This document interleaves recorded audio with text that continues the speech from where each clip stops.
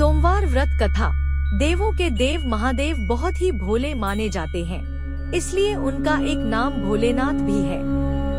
पौराणिक मान्यतानुसार भगवान शंकर को प्रसन्न करने के लिए किसी भी तरह के खास विशेष पूजन की आवश्यकता नहीं होती, क्योंकि कहा जाता है कि वह तो भोले हैं और भक्त की मन से की गई क्षणिक मात्र की भक्ति से ही वह प्रसन्न हो जाते हैं।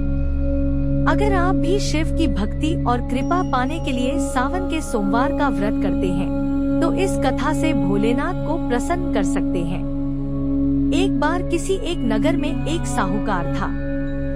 उसके घर में धन की कोई कमी नहीं थी, लेकिन कोई संतान न होने के कारण वह बहुत दुखी था।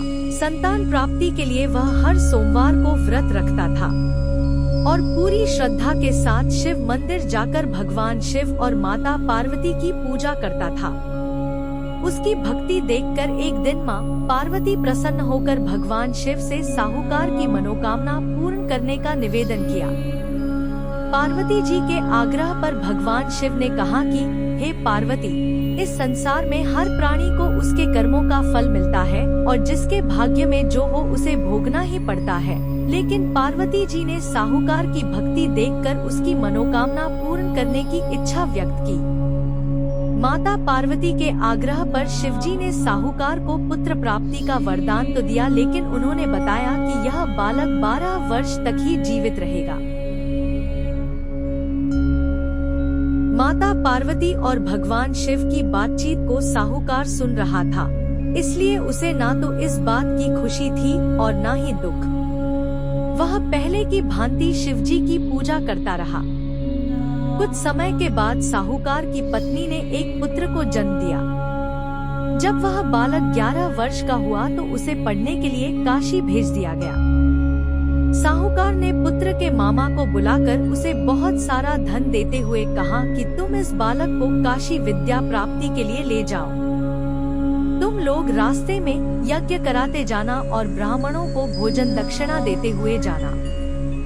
दोनों मामा भांजे इसी तरह यज्ञ कराते और ब्राह्मणों को दान दक्षिणा देते काशी नगरी निकल पड़े। इस दौरान रात में एक नगर पड़ा, जहां नगर के राजा की कन्या का विवाह था, लेकिन जिस राजकुमार से उसका विवाह होने वाला था वह एक आंख से काना था। मैं तो काशी पढ़ने जा रहा हूँ। जब राजकुमारी ने चुन्नी पर लिखी बातें पढ़ी तो उसने अपने माता पिता को यह बात बताई।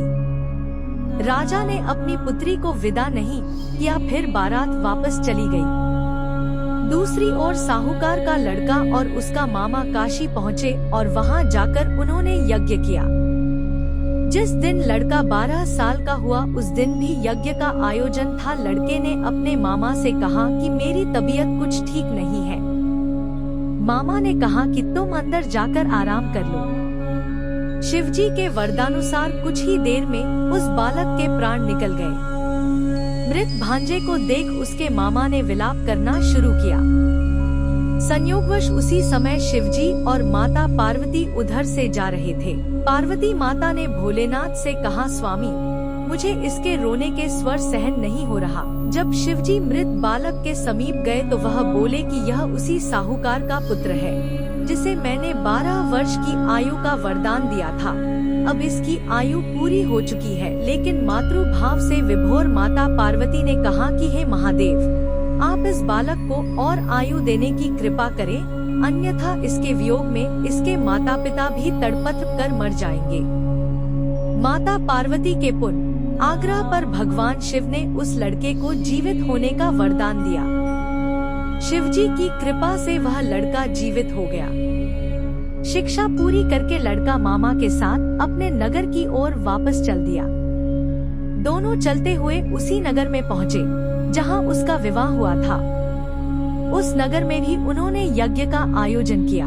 उस लड़के के ससुर ने उसे पहचान लिया और महल में ले जाकर उसकी खातिरदारी की और अपनी पुत्री को विदा किया। इधर साहूकार और उसकी पत्नी भूखे प्यासे रहकर बेटे की प्रतीक्षा कर रहे थे। उन्होंने प्रण कर रखा था कि यदि उन्हें अपने बेटे की मृत्यु का समाचार मिला तो वह भी प्राण त्याग देंगे, परंतु अपने बेटे के जीवित होने का समाचार पाकर वह बेहद प्रसन्न हुए।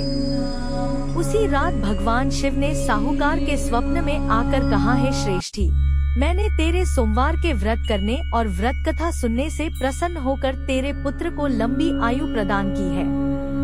इसी प्रकार जो कोई सोमवार व्रत करता है या कथा सुनता और पढ़ता है, उसके सभी दुख दूर होते हैं और सभी मनोकामनाएं पूर्ण होती हैं।